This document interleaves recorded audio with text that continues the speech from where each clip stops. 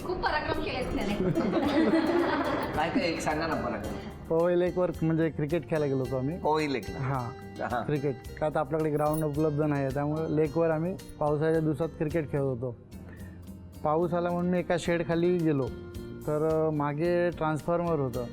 तर मला कळलं नाही, आणि जसा पाऊस वाढला तसा मी हळूहळू मागे सरकत गेलो आणि मागे ट्रान्सफॉर्मरवर चिटकलो आणि विजेचा खूप जोरात धक्का लागला मला. मी जमिनीवर पडलो अक्षरशः. तर माझ्या मित्रांनी वगैरे खूप मला साथ दिली त्या ह्याच्यात. बापरे, शॉकच लागला. शॉक लागला. जागेवर मला एका हॉस्पिटलमध्ये घेऊन गेले मित्र. तिथे कुठले रिक्षावाले वगैरे थांबत नव्हते. मग एक कपल्स वगैरे होते जे लेकवर होते, त्यांनी मला त्यांच्या गाडीत घेतलं आणि मग मला पवई हॉस्पिटलला घेऊन गेले. पण तिथे मला सांगितलं ही केस जास्त पुढे गेलेली आहे, तुम्ही इथून घेऊन जावा, कुठल्या मोठ्या हॉस्पिटलला घेऊन जावा. तर माझ्या मित्रांनी लगेच हिरानंदानी हॉस्पिटलला घेऊन गेले व तिथे तातडीने माझ्या आईवडिलांना कळवलं वगैरे. आईवडील तोपर्यंत तिथे पोचले आणि मग तोपर्यंत डॉक्टरांनी ICUमध्ये वगैरे टाकून मला व्यवस्थित जागेवर होतो. तुमच्यासारखंच हिरानंदानी हॉस्पिटल माझ्या बाबतीत सुद्धा खूप लकी ठरले. तुम्हाला विजेचा झटका लागला होता, मला सुद्धा असाच भाजीचा झटका लागला.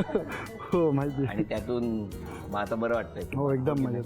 तुम्ही भेटायचे होते, कळलं का, म्हणून हॉस्पिटलमध्ये गेले.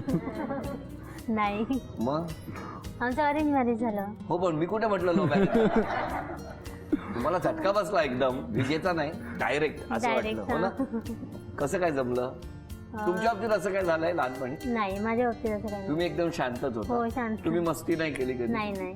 तुम्ही घरच्यांना सगळ्या गोष्टी सांगून, जर शाळेत जायचं आहे की शाळेत जायचं नसेल तर आई बाबांना सांगायचं की मला शाळेत जायचं नाही? हां, कंटाळा वगैरे आला की सांगायचं मम्मीला की मला कंटाळा आलाय. तरी मम्मी म्हणायची बघ जा, काय नाही, दिवसभर तर आपण असतो घरात. मग तरी जायचे, मम्मी पाठवायची शाळेत. जर कधी वाटलं सुट्टी करायची तर करायची सुट्टी. तुमचे पराक्रम बरेच असतील ना असे? खूप. तुम्ही शाळेत कधी दांडी मारली आहे का? खूप वेळा. घरी माहित नसायचं? माहीत नसायचं, आता माहीत झालं. असं काय माहिती? पण जायचे कुठे? शाळेत जायचं नाही? काय नाही, मित्र क्रिकेट वगैरे खेळायलाच आम्ही जायचो. बाजूलाच ग्राउंड असायचं. पण शाळेत विचारायचे नाहीत, आला नाही बाबा मुलगा? मधल्या सुट्टीत गायब होऊन जायचं. काय टेक्निक आहे यांचं एक. पण तुम्हाला बाबांनी वगैरे कधी बाहेर असं बघितलं नाही शाळेच्या वेळात खेळताना? हा? नाही. पण मग घरी ओरडायचे तुम्हाला कधी? हा, एका 2 दिवस माहीत पडल्यानंतर ओरडले होते. ओरडली? मारलं वगैरे? नाही, मारलं वगैरे कधी नाही. खूप लाड? खूप लाड. एकुलता एक पण खूप लाड. एकुलता एक असल्यामुळे लाड. खूप हो ना? लाड. बरं, तुम्ही त्या पवईच्या तळ्यात कधी उडी नाही ना मारली? नाही, पोहायला गेलो होतो. पवईच्या तळ्यात? हो. तिथे मगर आहे ना? लहानपणी खूप आम्ही जायचो तिकडे पोहायला वगैरे. मग काय बोलायचे नाही घरी कोण? नाही, घरी माहीतच नसायचं. तुम्ही नाही असं कुठे तिकडे जोगेश्वरीत विहिरीत वगैरे नाही गेला? नाही, विहिरीत वगैरे नाही. नाही ना? गावी गेले.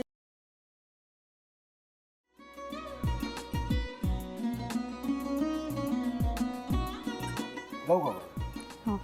असाच लावू ना?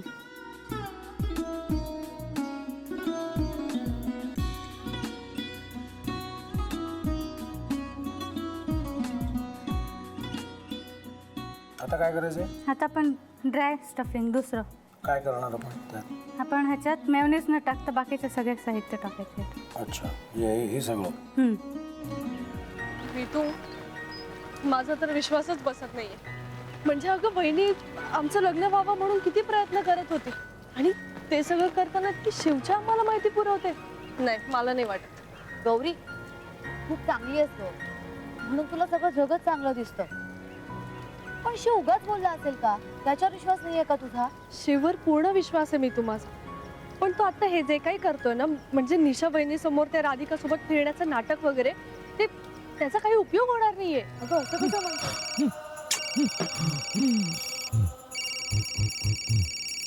अगं निलिमा, जतीन भाईंचा कॉल आहे. हो माहितीये. रिसीव कर ना.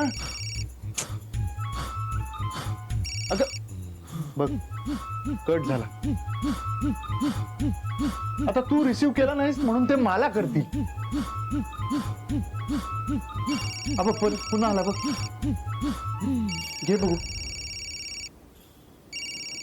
पण हे एक ना एक दिवस घडणारच होतं. आता मला कळलं तुम्ही 2 दिवस झाले काय सांगत होता ते.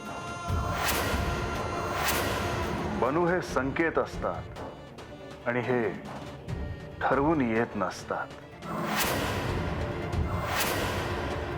मी बाहेर तुमची वाट बघते.